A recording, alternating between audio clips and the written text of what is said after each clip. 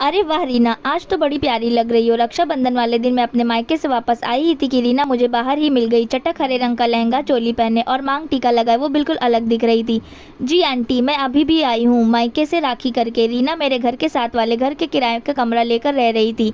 वो किसी बड़ी कोठी में पूरे दिन के लिए खाना बनाने का काम करती थी और उसका घर वाला कहीं ड्राइवर का काम करता था। सुबह घर से निकलती तो खूब अच्छी तरह तैयार होकर जाती। आते जाते मुझे जब भी मिलते खूब सलीके से मुस्कुराते हुए बात करती। उसकी ये बात मेरे दिमाग में से निकल ही गई रही थी कि वो मायके गई हुई थी राखी का त्यौहार मनाने, क्योंकि कुछ दिन पहले ही उसने बताया था कि उसके माँ बाप बचपन में ही किसी दुर्घटना में चल बसे थे। परिवार में और कोई था नहीं। एक बार किसी रिश्तेदार के साथ शहर आ गई तो दोबारा गाँव ही नहीं गई। इत्तेफाक से अगले दिन रीना फिर मुझे मिल गई। खुद ही कहने लगी, आंटी आपको तो पता ही है मेरा तो मायका ही नहीं है। बचपन से मैं बस कोठियों में काम करते करते बड़ी हुई हूँ, लेकिन मेरे पति रंजीत की मैं दूसरी पत्नी हूँ। उसकी पहली पत्नी का जब बच्चा हुआ तो वो चल बसी। फिर रंजीत की शादी मेरे साथ हुई। रंजीत ने बच्चे की देखभाल के लिए जल्दी शादी की थी और तब तक उसका बेटा उसकी पहली पत्नी के मायके वालों के पास ही था। रंजीत ने उन्हें शादी में बच्चे के साथ बुलाया था।